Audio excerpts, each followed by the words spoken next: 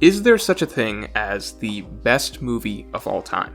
Well, who can really say? These things must be subjective after all. Maybe it's a classic like The Godfather, maybe some might say The Shawshank Redemption, maybe it's just kidding. There is an official answer. It's Citizen Kane. A black and white film released in 1941, Citizen Kane has long held the title of greatest movie of all time among film critics and academics. Now, many of you may not have seen this film, some of you may not have even heard of it, which is why your first gut reaction may be that who am I to tell you that some movie that came out 80 years ago is somehow objectively the best? Well, I'm not trying to tell you that, and I think most critics wouldn't argue that there is such a thing as the objective best film either. But what is interesting is that so many seem to agree that if a best had to be picked, then it would be Kane. For the better part of film history, this movie has taken the #1 spot on the largest critics' lists, only recently facing any challenge for the throne. Now, when I first watched Citizen Kane, I didn't understand what all the hype was about. The acting lacks the naturalism of modern-day performances, the dialogue occasionally seems too on the nose, and in general it's a character arc that we've seen plenty of times at this point in the 21st century. A man's rise to power followed by a fall from grace into loneliness and isolation. Many new viewers who will give this film a try today will feel the same thing, and probably ultimately write Kane off as simply having been very innovative for its time, but nothing special today. At least that's what I thought, until I learned a little more about film and gave the quote-unquote greatest movie ever a second try. And suddenly it was like watching an entirely different film. I am not going to try to convince you that there is such a thing as the best movie ever. But I am going to try to convince you that there is a different way to watch movies than you may be doing right now. Why is it that there is so often a disparity between how critics feel about a movie and audiences? Is it just that they are stuffy, pretentious people, or are they seeing something you aren't? Because the same way an art connoisseur may see a painting and be able to look beyond what the image simply is at face value, the same way they may be able to appreciate certain color palettes, or composition, or line work, so too does this apply to films. So too is there artistic depth to the medium that goes beyond simply what the narrative is. There is value in how it is presented. So let's use Kane as a quick example. I'm not going to talk about all these sophisticated techniques used throughout the film, Dutch angles, montage, etc. Let's just talk about one. Let's just talk about deep focus. One single technique that can add layers of depth and meaning to any given frame. So first, what is deep focus? Well, in most movies and TV shows, we generally see shallow focus, where one part of the frame, usually the subject, is in focus, while the background is out of focus. Deep focus is when the entirety of the frame, the foreground, middle ground, and background is in focus, so the viewer can see everything clearly, because the director wants you to be able to see every part of the image. Now, usually when people talk about deep focus in Citizen Kane, they only explain what the technique is, and typically use this scene as an example to showcase it. In the background is the main character, Charles Kane, when he was a boy. In the middle ground is his father, and the foreground has his mother and future guardian. But the question is, why is this technique so effective? And not just here, but throughout the entire film.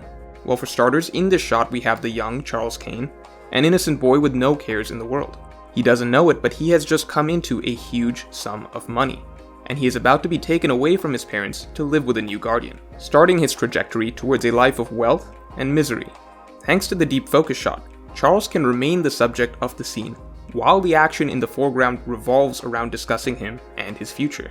And so in this one image, we can see the picture of pure innocence outside, bathed in white, untouched by money and ambition, while at the same time within the walls of the house, we can see that idyllic childhood being signed away in front of our eyes.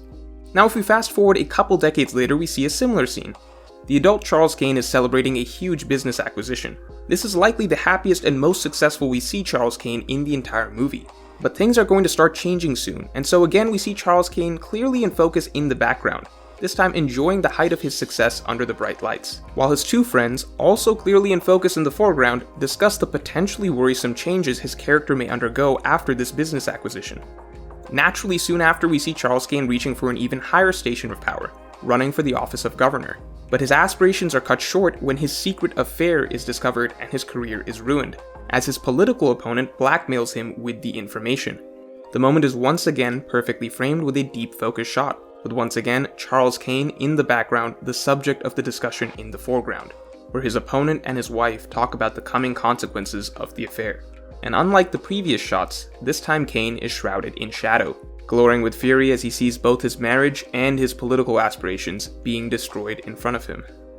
And now we enter the final phase of Kane's life. His wife has left him, he's driven away his friends, he no longer pursues politics, he has detached himself from society and hidden away in his secluded mansion.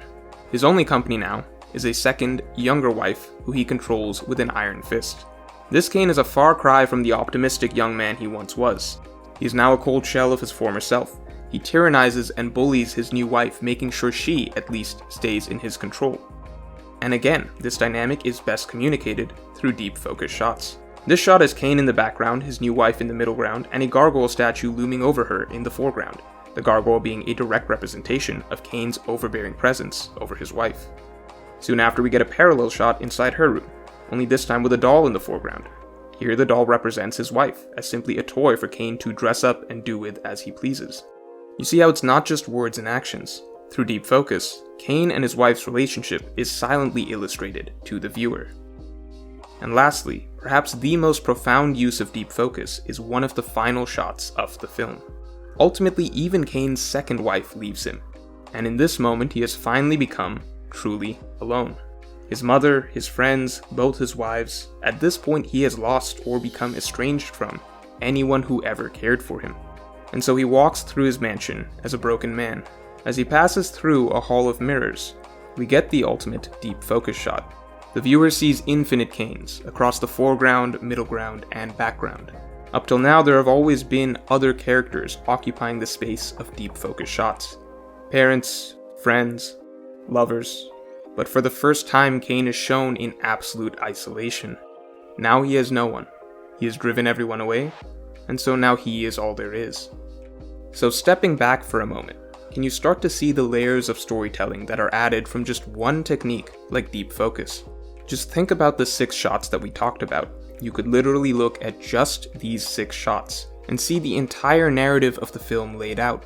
The innocent childhood, the rise, the fall, the overbearing monster, and the old man who's lost everything and everyone. There is a grand, tragic life story communicated through these 6 shots alone. Because a well-used technique like deep focus can add so much meaning to a single frame. And to be clear, that is not all that made Citizen Kane great. There were many other techniques on top of this. But my point is the use of deep focus is a microcosm of what I'm talking about, which is that the same way a novel may be rich with symbolism, metaphors, or imagery that add depth to a passage or work, so too are film critics and academics seeing something in a movie beyond just the narrative events playing out on screen. They are also looking at the artistry of filmmaking itself. And once you start paying attention to these elements, you will find new aspects of movies to respect and appreciate beyond just the story, the acting, or the dialogue. So if you enjoyed this video, then definitely like, comment, and subscribe for more content like this every week.